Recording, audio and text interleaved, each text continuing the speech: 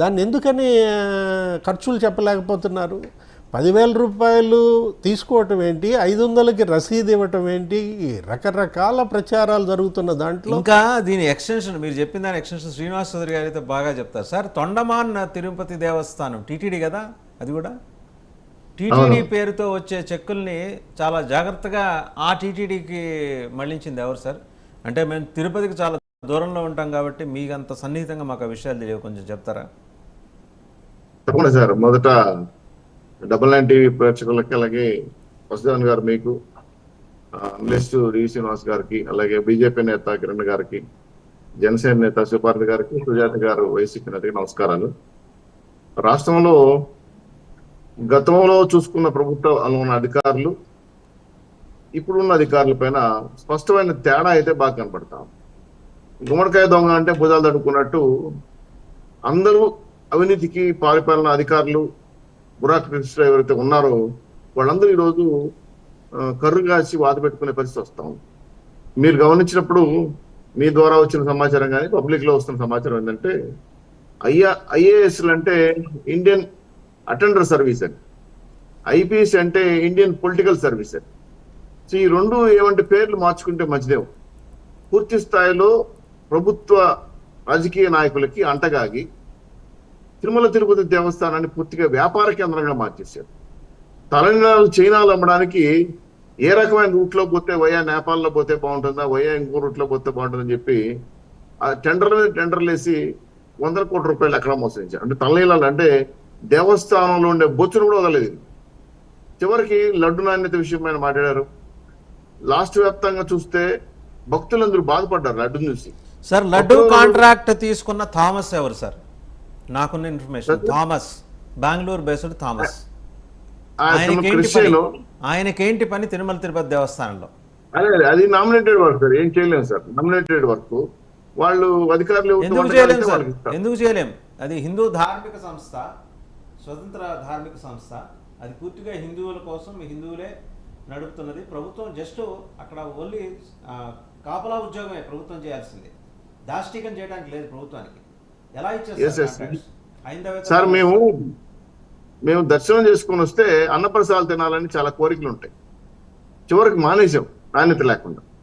ఆ బియ్యం ఉడక్క, ఆ వాసన వస్తా, పప్పు పూర్తిసారి దిగజారిపోయి, పప్పుకు నాణ్యత పడిపోయి, ఇట్లా ప్రసాదాలు ప్లస్ అన్నప్రసాదాలు రెండు కూడా నిర్వీర్యం చేసేసారు. ఇది ఐఏఎస్ ఆఫీసర్లో ఉన్నటువంటి ధర్మారెడ్డి కానీ, అప్పుడు వితరము ఉన్నటువంటి జైవోలు కానీ ఎవరు పట్టించుకునేవాళ్ళు, అందరూ మామూలుగా అలవాటు పడిపోయారు. ఈ థామస్ అనే వ్యక్తి కొన్ని ఏళ్లుగా నాటుకుపోయాడు. ఆయన మార్చండి అని చాలా ఎత్తునూరు కొట్టుకుంటే ఈనే పరిస్థితులు ఎవడు లేడు. చివరికి భక్త జనం కూడా అర్జీ ఫోన్ ఈవోలో కూడా చెప్పారు, నాణ్యత తగ్గిపోయిందండి, లడ్డు సర్దిద్దండి, వాసన రావటం లేదు, ఈ వాసన కనపడట్లేదు. అన్నప్రసాదాలు మేము దర్శనం చేసుకున్న తర్వాత అన్నప్రసాదాలు తినే అలవాటు ఉంది, మీరే సార్ అన్నప్రసాదాలు పెట్టడం లేదా, పోతే మాకు బాగా నచ్చట్లేదు. అవి ఆకేసి అరిటాకేసి పెట్టేవాళ్ళు, కొన్ని రోజులు ప్లాస్టిక్ వేసి పెట్టారు, మళ్ళీ తిడితే మళ్ళీ అరిటాకు తీసుకొచ్చి పెట్టారు. ఒక ఆయన అంటున్నాడు, గతంలో చైర్మన్ ఉన్న వైవి సుబ్బారెడ్డి, అన్నమే ఉంది ఊరికే పెడతాం, ఏదో పెట్టి పంపించానని డైరెక్ట్ గా అన్నాడు. సో ఇది చూసినప్పుడు ఎంత బాధ కలిగిస్తుందంటే కొండ మీద సార్, మాకు ఇప్పుడు ఉన్న నగలపైన అనుమానాలు ఉన్నాయి, శ్రీకృష్ణదేవరాయలు ఇచ్చిన నగలపైన. అలాగే ఇప్పుడున్న ధర్మారెడ్డి కొన్ని రకాల గెస్ట్ హౌస్ అనుమతులు ఇచ్చాడు. కొండ మీద గ్రీన్ ట్రిబ్యునల్ నష్టం కలగకుండా కొన్ని రకాల సత్రాలకు మాత్రం అనుమతి ఇవ్వాలి. అసలు ఇష్టం వచ్చినట్టు మఠాధిపతులు కానీ కార్పొరేట్ సంస్థలు కానీ భయంకరంగా స్థలాలు కేటాయించి విల్లాస్ కట్టేశారు అక్కడ. అదే గెస్ట్ హౌస్ లాగా విల్లాస్ అర్థం కావడం. సో ఒక రకంగా టీటీడీ ఆస్తిని ధ్వంసం చేసే కాకుండా పూర్తి స్థాయిలో పరిపాలన పూర్తి కుంటుపడిపోయింది. దర్శనాల కాడ నుంచి, ప్రసాదాల కాడ నుంచి. ఇంకా మెయిన్ పాయింట్ సార్, మెయిన్ విషయం ఏంటంటే, వెంకటేశ్వర స్వామికి ఆగమ వైశాఖ శాస్త్రాల ప్రకారం పూజలు జరగాలి. ప్రతి 12 గంటలకి ఉండిని గుడ్డెప్పేటప్పుడు పూజ చేసి ఉండి ఇప్పి ప్యాక్ చేస్తారు. 2-3 రోజులు ఉండి ఇప్పి సందర్భాలు వేస్తారు, గుడ్డ మార్చి సందర్భాలు వేస్తారు.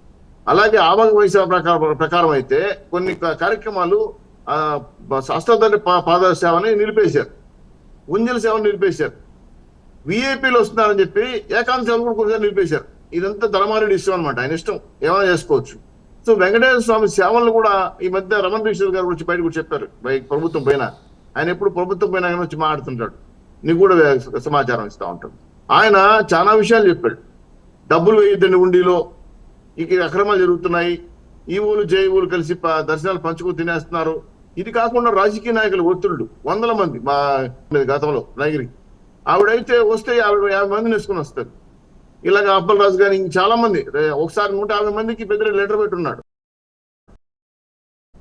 ఇవన్నీ చూస్తే భయభ్రాంతులు గురి అవుతున్నాం. గతంలో ఎప్పుడు 6 మంది మించి ఎవరు దర్శనానికి ఎవరు 150 చెవిరెడ్డి గారు బైదిరెడ్డి గారు కూర్చొని తిరుమల తిరుపతి దేవస్థానం అప్పలంగా మింగేశారు, అనుమానం అక్కర్ల. దీంట్లో ఐఏఎస్ ఐపీఎస్ అధికారులు ఈ మధ్య కాలంలో ఒక వారం కూడా 4 రోజుల క్రితం ప్రొద్దున్నే లెటర్ వచ్చింది వైఎస్ఆర్సీపీ లెటర్తో. వైఎస్ఆర్ అభ్యర్థులకి దర్శనాలు ఏమని చెప్పి 10 మంది ప్రొద్దున్నే లెటర్ వచ్చింది. మాకే ఆశ్చర్యపోయినాం. మేము లెటర్ కూడా నేను మీకు పోస్ట్ చేస్తాను అలాంటి ఏంటంటే బాగా వైరల్ అయింది. అందులో పెద్దిరెడ్డి రామచంద్రారెడ్డి గారి లాయర్ కి ఆయన కుటుంబ సభ్యులకి ఇవ్వమని చెప్పేసి సిఫార్సు. ఓకే, నీకు కాదనట్లేదు, చివరికి అది వైరల్ అయింది.